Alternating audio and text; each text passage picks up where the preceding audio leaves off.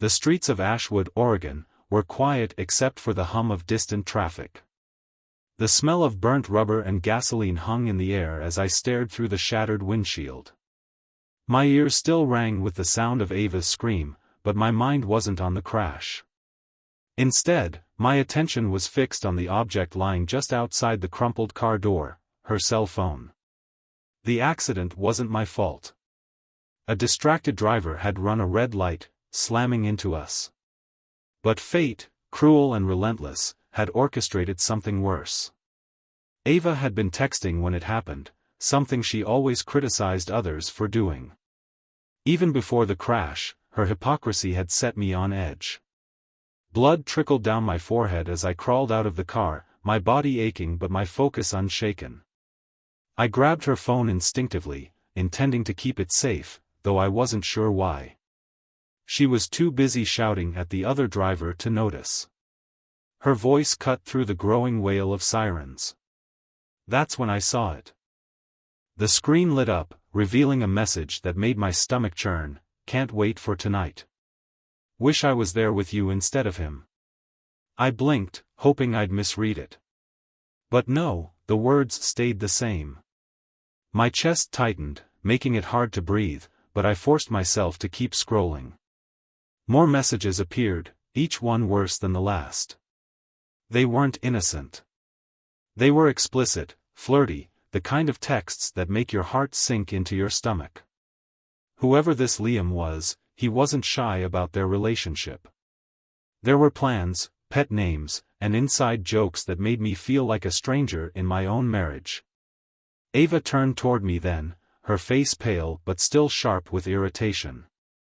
James, she snapped, what are you doing? Help me out of here. For a moment, I couldn't move. My feet felt cemented to the ground, my hands trembling as I held the phone. When I finally looked up, my voice was ice. Who's Liam? Her expression froze. The confident, unbothered mask she always wore slipped, replaced by a flicker of panic. Then came the anger, fast and loud. What? Why are you looking at my phone? She demanded, her voice defensive, almost shrill. It fell, I said, holding it up, the incriminating message still glowing on the cracked screen. This lit up. She lunged for the phone, her hand brushing against mine, but I yanked it back. Stop, James, she hissed, lowering her voice as the paramedics approached. This isn't the time. I laughed bitterly, the sound hollow and foreign to my ears. Not the time? When exactly would be a good time to find out my wife's been screwing someone else? Between the accident and your yoga class? Her lips parted, but no words came out. She glared at me like I was the one in the wrong. The ambulance ride to Ashwood General Hospital was a blur of flashing lights and muted voices. My head throbbed, but the ache in my chest from what I'd just seen was far worse. Ava sat across from me, arms crossed, staring at the floor like a petulant teenager caught sneaking out. She didn't even look at me. Not once. By the time we were wheeled into separate treatment rooms, the suffocating silence had become unbearable. A nurse hovered over me, dabbing antiseptic on the cut on my forehead. Do you have someone you'd like us to call? A parent, friend, or spouse? My wife is here, I muttered, the words tasting bitter.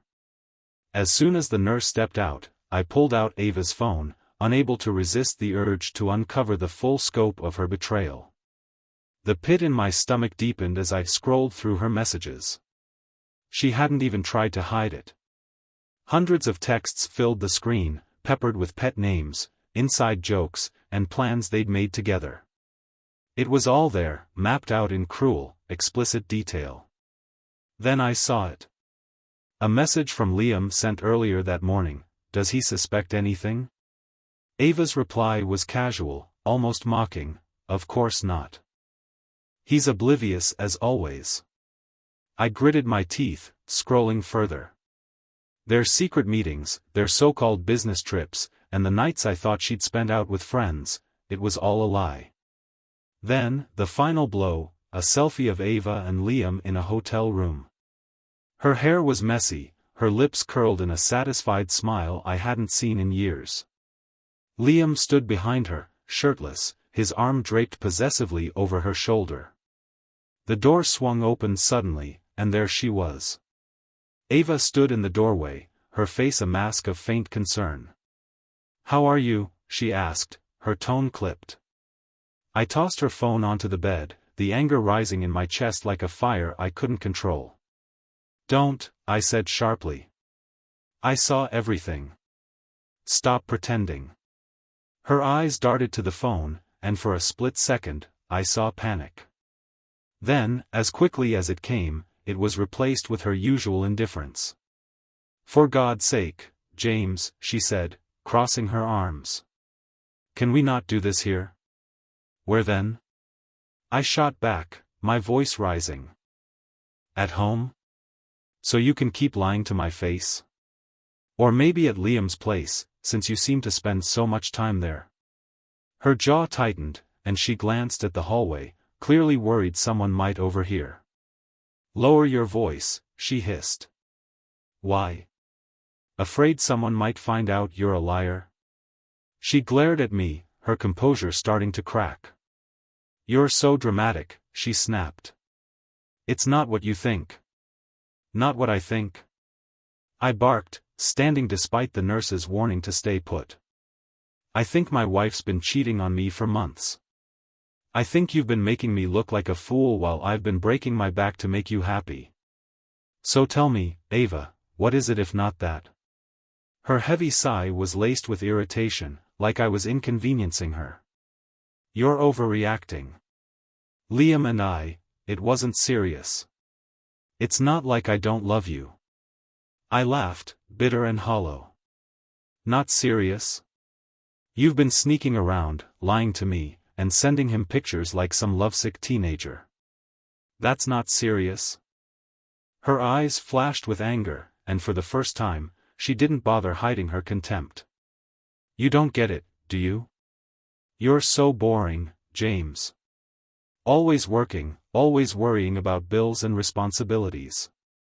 Liam makes me feel alive. He makes me feel wanted." I froze. Her words hit harder than the crash ever could. "Boring," I repeated, the word hanging in the air. "That's what I am to you? The man who built a life for you? Who worked late nights to give us a future? I'm boring?" She didn't flinch, her expression cold and unbothered. "This marriage hasn't been working for a long time," she said, her voice flat. "I just didn't know how to tell you." Something inside me snapped. "You could have told me without crawling into someone else's bed," I said through gritted teeth. Her lips curled into a cruel smile. "Don't act like you're perfect, James. You're not. Maybe if you paid more attention to me, I wouldn't have had to look elsewhere." I stared at her, my hands trembling with a mixture of rage and heartbreak. "You're unbelievable," I said finally. "You don't even care, do you? About me? About us? None of it matters to you." She sighed, as if I were a child throwing a tantrum. "I care, James. But let's be honest, this was over long before Liam came into the picture. I just didn't know how to end it." I felt the final thread snap. "You didn't end it," I said quietly, my voice trembling. "You destroyed it." She didn't reply. Instead, she grabbed her coat and purse, her movements quick and deliberate. "I'm leaving," she said, her tone final. "Good," I said, my voice cold. "Don't come back." She paused at the door, glancing back at me with a mixture of anger and something that might have been regret. But then she was gone, slamming the door behind her. The house felt colder than ever, the silence pressing down on me like a weight I couldn't lift. I sat at the edge of the bed, staring at nothing, trying to process the wreckage of what had been my life. The hours dragged on as I sat in the darkened house, the events of the day replaying in my mind like a broken record. I stared at the framed wedding photo on the mantel, the smiles frozen in time. It felt like looking at strangers. I grabbed the photo and hurled it across the room. The frame shattered against the wall, glass shards scattering like tiny daggers. Then, my phone buzzed. I ignored it at first, assuming it was Ava trying to manipulate me. But when it buzzed again, and again, curiosity got the better of me. The number was unfamiliar, and the message was chilling: "You deserve the truth. Check the laptop." I frowned, suspicion tightening in my chest. Was this another one of Liam's games? But I couldn't ignore it. I made my way to the study and opened the laptop we'd shared for years. The password, a combination of our anniversary date, felt absurdly ironic as I typed it in. The desktop loaded, and there it was. A folder sitting in the corner, labeled "For James." My stomach churned as I clicked it open. Inside were dozens of files, screenshots, emails, and even videos. Each one was more damning than the last. The emails showed Liam for who he really was. He wasn't just a manipulative homewrecker, he was a serial predator. He'd done this before, targeting women in unhappy marriages, exploiting their weaknesses, and leaving chaos in his wake. Then, I clicked on the videos. One showed Liam sitting in a motel room, his smirk aimed at the camera. "Hey, James," he said, his voice dripping with malice.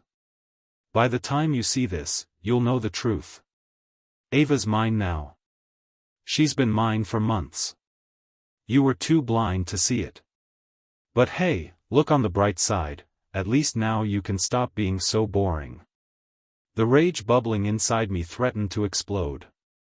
The phone buzzed again, interrupting my thoughts. "Now you know. Time to fight back." I typed back a single word: "Who?" The response came almost instantly: "You don't know me, but I know Liam. Let's just say you're not the first person he's done this to. Meet me tomorrow at 9 p.m. at the Silver Fork.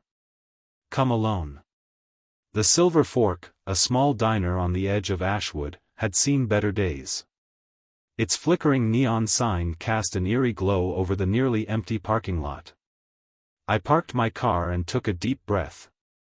My knuckles were white against the steering wheel as I stared at the entrance. This could be a trap, I thought. But if it was, I didn't care. I stepped inside, the bell above the door jingling. A man sitting in a booth at the back caught my eye. He was older than me, mid-40s, maybe, with a wiry frame and sharp eyes that seemed to cut right through me. "You're James," he said, not a question but a statement. I nodded and slid into the booth across from him. "Who are you?" I asked, my voice steadier than I felt. "Call me David," he said, leaning forward. "Liam's not who you think he is. And if you want to take him down, you're going to need my help." My heart pounded. "What are you talking about?" David smirked, sliding a thick folder across the table. "Let's just say Liam has more skeletons in his closet than you can count, and I've got the key to unlock them." I opened the folder, my stomach sinking as I flipped through the contents. Liam wasn't just a liar, he was a con artist. The evidence was overwhelming: fraudulent business deals, fake identities, and a history of targeting married women. David leaned back, sipping his coffee like we weren't unraveling the life of a dangerous manipulator. "Liam isn't just playing you, James. He's playing Ava too. She's just another pawn in his game. What do you get out of this?" I asked, narrowing my eyes. David's expression darkened. "Liam ruined my life. Cost me my business, my reputation, everything. I've been waiting for the right moment to strike back, and you're that moment." I leaned back, trying to process everything. The accident, Ava's betrayal, the texts, it was all tied to this man who had waltzed into our lives like a wrecking ball. "What do you want me to do?" I asked. David smirked, his eyes glinting with satisfaction. "First, we gather evidence. Real evidence. Enough to bury Liam so deep he'll never see daylight again. David wasn't exaggerating when he said taking Liam down would be messy. Over the next few days, we worked through every detail of our plan. Liam's arrogance would be his downfall.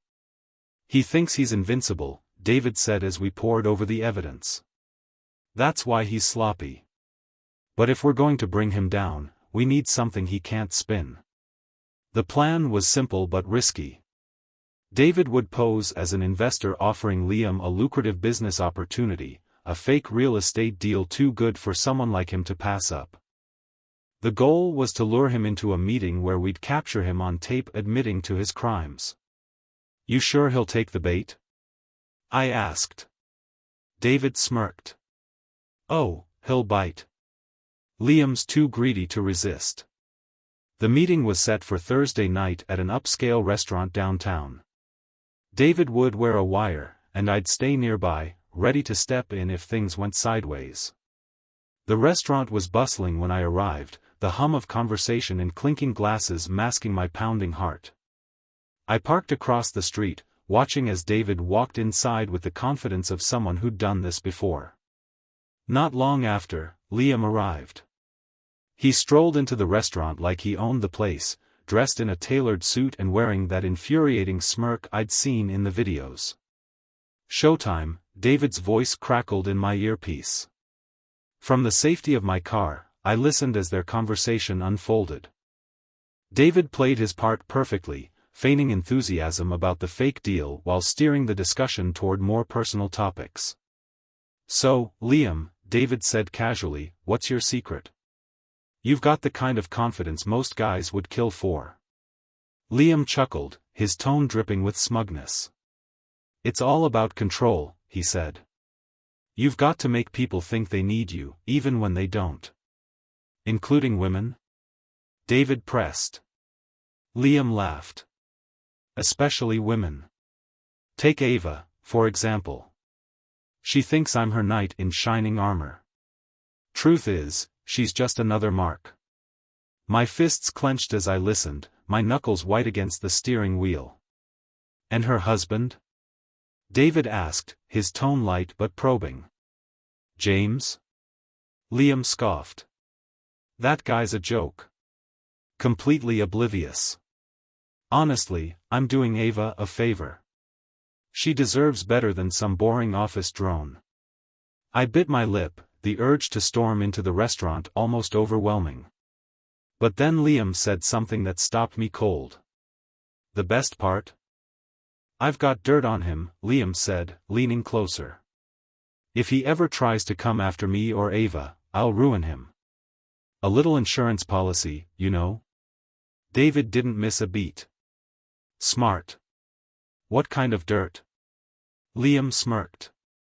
"Let's just say James isn't as squeaky clean as he seems. A little creative editing, a few well-placed rumors, and his life's over." My stomach churned, rage and disbelief fighting for dominance. He was lying, of course, but the audacity of it left me reeling. The following evening, my phone buzzed with a message from Liam, "Meet me at the old factory on River Street. 9 p.m. Come alone." David frowned when I showed him the text. "It's a trap," he said. "I know," I replied. "But if I don't go, he'll think he's won." The old factory loomed like a shadow from another time, its broken windows and rusted walls barely visible under the dim moonlight. I stepped inside, the air thick with the smell of dust and oil. Liam stood in the center of the room, his arms crossed, that smirk firmly in place. Ava was there too, her expression a mix of anger and confusion. "You came," Liam said, his tone mocking. "I wasn't sure you had it in you." "Cut the games, Liam," I said, keeping my voice steady. "What do you want?" "What do I want?" he repeated, feigning surprise. "I want you to know your place, James. Ava's with me now. There's nothing you can do about it. She's not a prize to be won," I snapped. Liam laughed, the sound echoing through the empty factory. "No, but she's definitely an upgrade from what she had before." Before I could respond, David stepped out of the shadows, holding a small recording device. "Guess what, Liam?" David said, his voice cold. "You're not as untouchable as you think." Liam's smirk faltered as David pressed a button, playing back the recording from the restaurant. His arrogant words filled the room, each one more damning than the last. "This ends now," David said, his tone sharp. Liam's expression darkened as his own words echoed through the factory. For a moment, the confident smirk slipped, replaced by a flicker of panic. But then, as if regaining his footing, he straightened and looked directly at Ava. "Are you seriously going to believe this nonsense?" he sneered. "They're just jealous losers trying to tear us apart." Ava looked between Liam and me, her face pale and uncertain. For the first time, I saw cracks in her armor.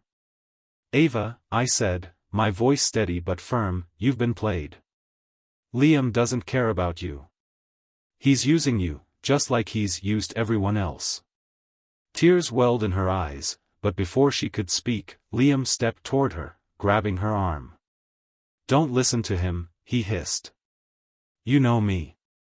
You know this isn't who I am." "No," she whispered, shaking her head. "I don't know you." "Not really." Her words seemed to stun him. He let go of her arm, his eyes narrowing. "You're making a mistake," he said, his voice dropping to a dangerous tone. "The mistake was trusting you," she replied, stepping back. The tension in the room was suffocating. Liam turned to me, his face twisting into a snarl. "You think you've won?" he spat. "You're nothing, James. Nothing." And then he lunged. I barely had time to react as he charged at me, his fists swinging wildly. The first punch missed, but the second landed squarely on my shoulder, sending me stumbling backward. "Enough." Ava's voice rang out, sharp and clear. Liam ignored her, his fury directed entirely at me. He swung again, but this time I was ready. I dodged, countering with a shove that sent him stumbling into a rusted metal support beam. David stepped forward, his voice calm but commanding. "Liam, it's over. Walk away now before you make this worse." But Liam wasn't listening. He lunged again, this time toward David. I reacted instinctively, grabbing him by the arm and yanking him back. He spun around, swinging wildly, but his momentum sent him crashing into a pile of old crates. "Stop!" Ava screamed, tears streaming down her face. Liam struggled to his feet, his breath ragged, his confidence shattered. He looked at me, then at Ava, his eyes filled with fury. "This isn't over," he growled. "Yes, it is," I said, my voice steady. "The police are already on their way." Liam froze, the weight of my words sinking in. For a moment, he looked like he might try to run, but the sound of sirens in the distance sealed his fate. By the time the police arrived, Liam had gone quiet. He didn't resist as they cuffed him, his once arrogant demeanor replaced by sullen silence. David handed the officers the recording device, along with the folder of evidence we'd compiled. "This should explain everything," he said. As Liam was led away, Ava stood frozen in the middle of the factory. Her face was streaked with tears, her shoulders slumped as if the weight of her choices had finally caught up with her. "James," she said softly, her voice trembling. "There's nothing left to say," I replied, my tone calm but final. "You made your choice, Ava. And now, I'm making mine." Her lips quivered as she tried to respond, but no words came. She watched silently as I turned and walked away, David following close behind. The weeks that followed were a whirlwind of legal proceedings. Liam faced multiple charges, from fraud to assault. His smug confidence evaporated as the weight of his actions came crashing down. Ava and I finalized our divorce quickly. She tried to reach out a few times, leaving voicemails that ranged from apologetic to bitter. I didn't answer. As for me, I focused on rebuilding. I moved into a new apartment, furnished it with the essentials, and started therapy to untangle the emotional wreckage Liam and Ava had left behind. One evening, as I sat on my couch, I scrolled through my phone and came across a message from David.